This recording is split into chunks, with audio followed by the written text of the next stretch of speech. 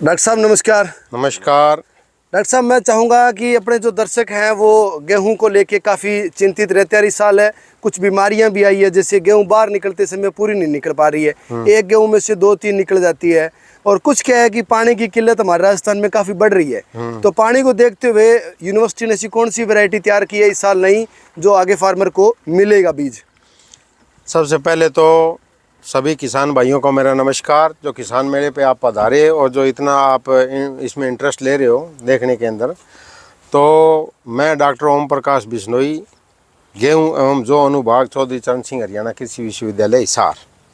सबसे पहले तो आपका स्वागत है। और हमारे कुलपति माननीय डॉक्टर BR कंबोज जी के निर्देशन में उन्होंने रेतीली भूमि, कम उपजाऊ भूमि और कम पानी के अंदर ज़्यादा पैदावार लेने के लिए कोई किस्म इजाद करने के लिए हमारी गेहूं एवं जो अनुभाग की टीम को जो है दिशा निर्देश दिए थे। उसी कड़ी के अंदर 2015 के अंदर हमने एक किस्म निकाली हुई थी WH 1142 नंबर।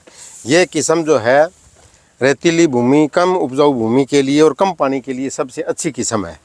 इस किस्म की खासियत ये है कि इसकी हाइट 110 सेंटीमीटर तक पहुँच जाती है। दो पानी, एक पानी 20-22 दिन पे, दूसरा पानी 80-85 दिन पे देते हैं। तो ये इसकी पैदावार, औसतन पैदावार जो है 48 मन से लेके 62 मन तक की पैदावार, गंगानगर एरिया में 2 पानी के अंदर इसने 62.5 मन तक की पैदावार दी है। इसकी खासियत क्या है? इस किस्म की बालियाँ, इसकी लंबी बालियाँ हैं, 110 सेंटीमीटर बढ़ जाती है तो इसकी तूड़ा भी अच्छा हो जाता है, पीला रतुआ इसके अंदर नहीं आता है और 2 पानी के अंदर अच्छी पैदावार दे देगी। लेकिन बिजाई आपने अगेती करनी है। अगेती करने का मतलब है कि अक्टूबर का आखिरी सप्ताह और नवंबर का पहला सप्ताह, 10 नवंबर से पहले पहले आपने बिजाई करनी है। 40 किलोग्राम बीज की मात्रा प्रति एकड़ में डालनी है। 1 bag DAP, 10 kilo zinc sulphate आपने बिजाई के समय नीचे देनी है। 1-1.25 बैग यूरिया जो है वो पहले पानी पे देना है। पहला पानी जो है 20-25 दिन पे देना है। दूसरा पानी जो है 80-85 दिन पे, जब बालियाँ निकलने लगे, बाल गब्बे में आए, उस टाइम आपने पानी देना है। 2 पानी से ही ये 48 मन से 62 मन की पैदावार दे देगी। कोई पीला रतुआ, भूरा रतुआ, खुली कंगारी, किसी तरह की इसमें कोई दिक्कत नहीं है इसके अंदर। तो ये किस्म बहुत अच्छी किस्म है।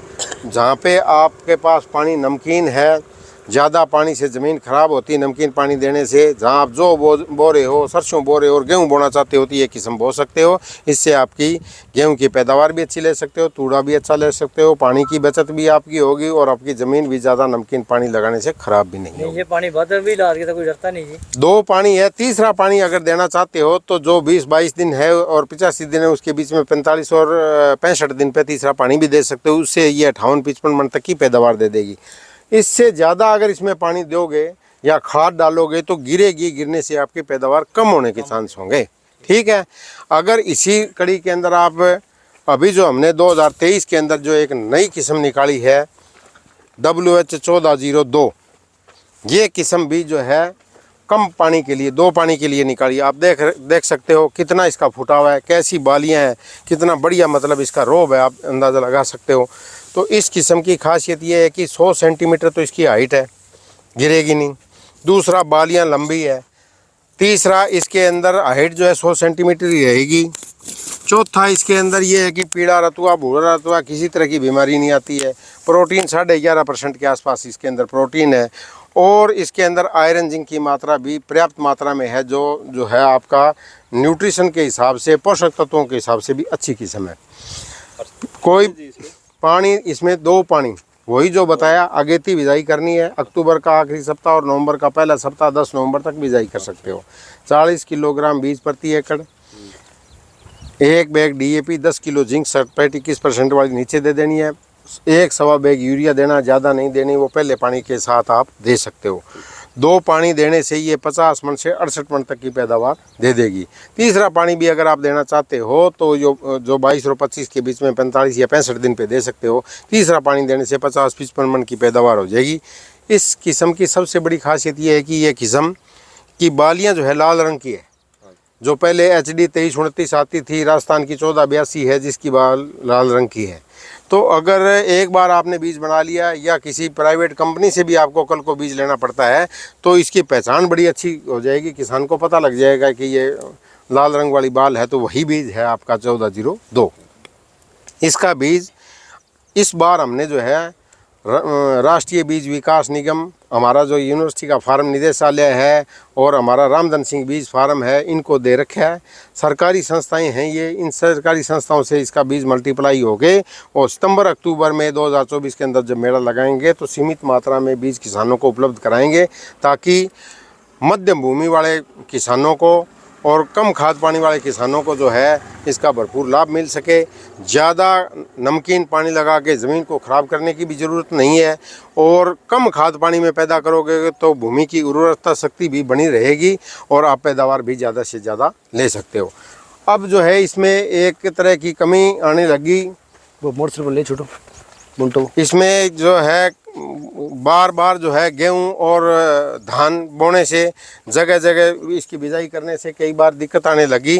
तो उसके अंदर जो है बालियां जो है इसके अंदर बालियां निकलते समय जो पौधे के अंदर से उसके अंदर से इस तरह से ऊपर वाला झंडा पत्ता है उसको बाली, ये जो झंडा पत्ता इसको रोक के रखता है, पूरी तरह से निकलने नहीं देता। ये जो है गहरे हरे रंग का हो जाएगा और ऊपर वाला झंडा पत्ता है जो ज़्यादा अगर कमी होती है तत्व की, माइक्रोन्यूट्रिएंट की, तो ये इस तरह का बिल्कुल रोल हो गए और सुई जैसा तिखा हो जाएगा। तिखा हो जाता है, जमींदार भाग के जाता है दुकानदार के पास, 2000 की दवाई बांध के दे देता है, कोई किसी तरह की, कोई फंजीसाइड ले जा, ये ले जा, वो ले जा।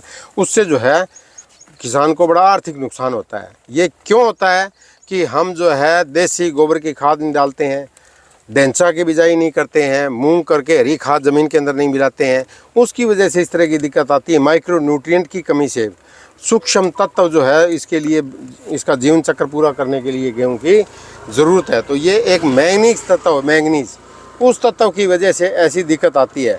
तो ऐसा किसान भाइयों को मेरी सलाह है कि जैसे ही बालियाँ निकलने स्टार्ट और इस तरह की कोई दिक्कत आए तो उनको 500 ग्राम मैंगनीज सल्फेट 100 लीटर पानी में घोल के स्प्रे करनी है। उससे ये जो है झंडा पत्ता जो है लूज ढीला हो जाएगा और बालियां जो है हिसाब से निकल जाएंगी। फिर भी थोड़ी बहुत दिक्कत रहती है तो एक सप्ताह के बाद एक स्प्रे आप और कर सकते हो। इस तरह की 2 स्प्रे करने से आपका जो है इसकी कमी की पूर्ति हो जाती है। और इससे पहले भी मैं किसानों को कहना चाहता हूं कि अपनी समय समय पर अपनी भूमि की जो है मिट्टी है उसकी जांच करवाते रहना चाहिए। उस जांच कराने से आपको कौन से सूक्ष्म तत्वों की मेरी ज़मीन के अंदर कमी है उसका पता लग जाएगा। समय रहते उनको अगर आप ज़मीन में डालोगे तो आपकी पैदावार जो है निश्चित रूप से आपकी ज़्यादा होगी, आपकी आमदनी भी बढ़ेगी। अतः किसानों से अनुरोध है कि समय से इसको पहचानें।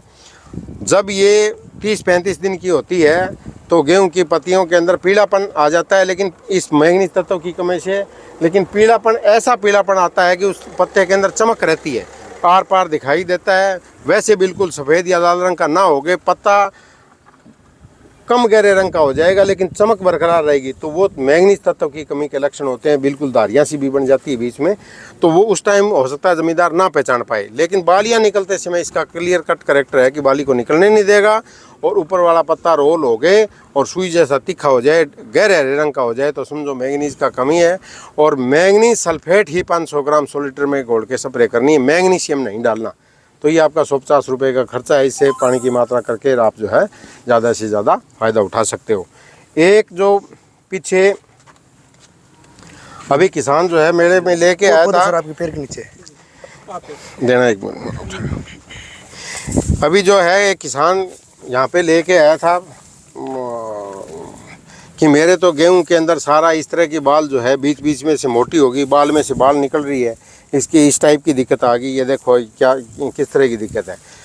तो ये मैं किसानों को बताना चाहता हूँ कि जो खरपतवार नाशी जो दवाई डालते हैं, 2,4-D है, एक्जिल है, टॉपिक है, जो भी संकरी पत्ती वाले या चौड़ी पत्ती वाले खरपतवार नाशी हैं, उनका जो प्रयोग करते हैं उनको समय का और पानी की मात्रा का पूरा ध्यान रखना चाहिए। उनको जो ये स्प्रे हैं घास जलाने वाली, ये 30-35 दिन और ज़्यादा से ज़्यादा 40 दिन से पहले स्प्रे कर लेनी चाहिए। उसके बाद अगर स्प्रे करोगे 40 दिन के बाद 60-65 दिन तक चले जाते हैं।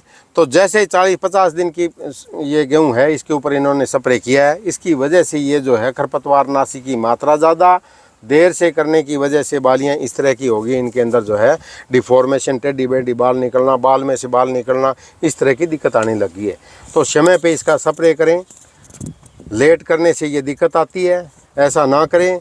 60-65 दिन पे करोगे तो अब तो इसके अंदर ये इस तरह की दिक्कत आ रही है, 60-65 दिन पे करने पर इनके अंदर बालियों के अंदर दाने भी नहीं पड़ेंगे और आपकी बांझ रह जाएगी, क्योंकि पौधा 40-45 दिन के बाद रिप्रोडक्टिव स्टेज गाभे में आना स्टार्ट हो जाता है। जब गाभे में आना स्टार्ट हो गया तो उस टाइम दाने बढ़ने की प्रक्रिया के अंदर बाधा पड़ती है और उससे इस तरह की दिक्कत आती है। इसलिए इसकी जो स्प्रे है वो 30-35 दिन और ज़्यादा से ज़्यादा 40 दिन तक ही इस स्प्रे का प्रयोग करें। उसके बाद कोई भी खरपतवारनाशी प्रयोग ना करोगे तो इस तरह की दिक्कत आएगी और आपको भारी नुकसान का उठाना पड़ सकता है। तो इन्हीं शब्दों के साथ मैं अपनी वाणी को यहीं विराम देता हूँ। धन्यवाद।